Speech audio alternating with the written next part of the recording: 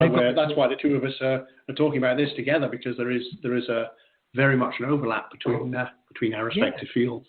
Yeah. So they've this little thing in the brain going, "Oh, you're not very clever. You're not very clever. Look at what they're doing." It's like it's pushing them down all the time. And then you've got society, you've got education saying, "Well, you're not very good at that. You're not very good at that."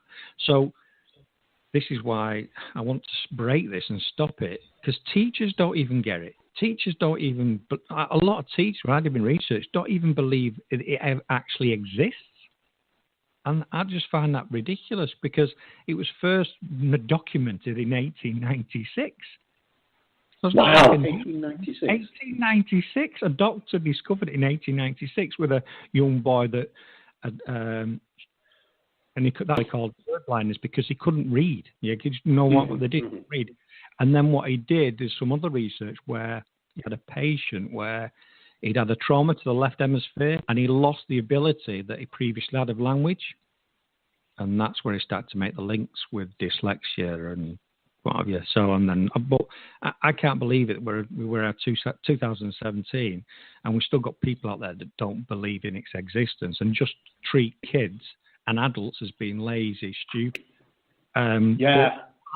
And I'll keep on going. I can talk all night and keep by the way. And then, when I go and do my research at university, I discover that in my cohorts, because I went to university at 44, you see, when I found out I was dyslexic, I went to university. And I found out of 9 people, 5 or 6 of us in the group were dyslexic. So I started looking at the numbers at the university in Coventry and went, oh, that's like, in the entrepreneurial school, there's like 30-35% of people are dyslexic. Because when you join university, you tick, are you disabled? Yes. What is it? Dyslexia, tick. But in the general populace, it was only about 15%. So, and that's where it got me looking at the link between entrepreneurial activity and dyslexics. Why are dyslexics gravitating to this entrepreneurial school? Why are 35% of entrepreneurs dyslexic? There must be a reason. Why is this the case? And what you find is that dyslexics don't tend to fit into the corporate world, so they don't tend to get to senior levels. Only 3 to 4% of CEOs of large corporations are dyslexic. One or two things. We don't like structure, and the more you go up the ladder, the more structure and bureaucracy there is in organisations. And also, these great companies want to retain and promote the best people, the great leaders, the guys with good ideas. So they give these tests, and guess what? Dyslexics either can't pass the tests or don't want to take the tests because they're parents. So they don't progress. Yeah. The dyslexic mind is perfect to be an entrepreneur. When I looked at this, there's several things where they're polarly opposites, and the confidence and things like that. But there's a group of traits where they overlap, and they both have the same sort of traits: problem solving, spatial awareness, all that sort of stuff. Make great leaders and mentors, and that's why the reason why dyslexics then gravitate to being entrepreneurs, and that's why we see the likes of Richard Branson and people like that being successful. Got it. So as you say, there's a lot of information that you've given there, and just so we can kind of summarize and recap, I guess. So dyslexia, as you say, it's not it's not. Where am I? So dyslexia, reading and writing is what most people think of when they think of dyslexia, but that's not what dyslexia is. That's more of a symptom. Whereas dyslexia itself is, would you say it's kind of the brain is sort of wired up and operates in a slightly different way, kind of like as you said, the Mac and a PC, they do the same things, but they do them in different ways. So it's kind of really, it's just the brain. Neither is right, neither is wrong. Dyslexia isn't right or wrong. Non-dyslexia isn't right or wrong. They're just different ways of accessing and processing the information. Yeah. But because of these negative things and people misunderstand it, and that's why I am going to change the perception of dyslexia in the UK. I'll start with the UK, and then my ultimate aim is to take it further. But I'm going to start with the UK. It's just it infuriates me the whole view of it and the way people are treated and not understood. Because if you tell someone, or they tell themselves for 20, 30 years that they're not as good as anybody else, they're not going to be as good as anyone else, are they? They're gonna settle for second best when there could be people out there that are stuck in a job flipping burgers, and I've got nothing against people doing that, or filling gas. I've got nothing against that. But all I'm saying is there'll be people out there doing those types of jobs, driving buses or whatever, because they're scared of going out of it because of the way they think they are. But they could be the people that are the next Steve Jobs. They could be the people that have got the cure for cancer, because the brain is perfect to solve problems, and they won't give up once they start going at it. That's what I want to do. I want to encourage these people to be the best they can be, not settle for second best, and for them to go out and try and do something for themselves. Excellent, and I can totally get. Oh gosh, I shall start that again. I can totally get behind you on that and see exactly where you're coming from. And in a moment, we're gonna take a look at. You mentioned earlier that you looked at our dyslexics predisposed to being entrepreneurs, and so we're going to take a bit of a look at that in a moment. That's the next thing we'll go on to. Just before we do, just a reminder to anyone who's just tuned in. I'm sorry about that. My system just... there's all sorts of gremlins going on with my computer today. I don't know what... I think it's because you mentioned PC and it's a Mac and it's getting all upset. I think... So it's So, anybody who's just tuned in, this is Keith Blake-Manoble, the Confidence Alchemist, and today I'm speaking with the International Dyslexic Superhero, Kirk Pickstone, who's telling us all about what dyslexia is, what it isn't, and he's going to be sharing with us in a moment why dyslexics tend to be predisposed towards being entrepreneurs. So you're absolutely going to want to listen to that. So Kirk, yes, you mentioned actually one that was a surprise to me. You mentioned that Steve Jobs was dyslexic. That I didn't realize, but now you've mentioned it, and looking at the massive there's no denying that Apple really have done things in a very different way. That was one of their slogans, wasn't it? Think different. And you can see now that you mention and draw attention to the fact that Steve Jobs had dyslexia, you can see how that different way of processing things, different way of accessing things, the different way of blending stuff together in the brain resulted in a very different way of creating products that do things in a different way. As you say, who on earth before Steve Jobs, who would have thought of creating a phone with absolutely no buttons on it whatsoever? And yet here we are. Pretty much every phone you see these days looks like a copy of the iPhone. So, we know that Steve Jobs was dyslexic. We know Richard Branson was dyslexic. I know for some people it can be a great comfort to know that they're not alone.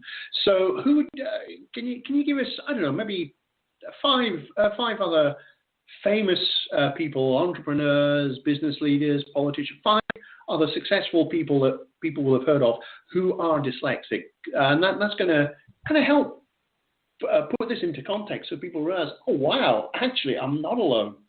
Huh. Yeah, well, so they're not all entrepreneurs, but a good one for you. Jennifer Aniston's just come out of the dyslexic closet, as I like to call it. Robbie Williams, UK singer, he's dyslexic. Jamie Oliver, people know him in the States as well, he's dyslexic. Walt Disney was dyslexic. Wow. Churchill was dyslexic. I think Einstein might have been dyslexic as well. I can't remember now off the top of my head. But yeah, there's I'm trying to think of else. So yeah, you've got a couple of politicians in there. There's another TV chef in the UK, James Martin, who's just been doing a lot of things about being dyslexic. And these people are quite, whether you like them or not, they're all quite, they're up there in their relative field. Oh, Theo Pathetas from the Dragon's Den. I don't know I know they have a Dragon's Den in the US, but he was one of the dragons in the UK. He's dyslexic as well. I'm trying to think. There's loads of them, mate. There's absolutely loads of people that you would never are dyslexic, and it's just the way if you people know Jamie Oliver. I mean, I've been watching Jamie Oliver's progress since the start. The Naked Chef did something totally different, radical in his approach at the time, and now a lot of people have emulated him. And then he's had his drive in the UK about sugar, and then he's took that to politicians. And then in the US, he's done about the food meals and done a lot of campaigning. So these people, when they get something in their head and they see a different way of working, will really grasp it and run with it, and it's almost like, no, I'm not going to give up until I've done this, because dyslexics have always had to try and cope with the world all their lives, and they find different ways of working. And I'll give you a great example, Keith. I wanted to get on radio. Yeah, I'm on radio now with yourself.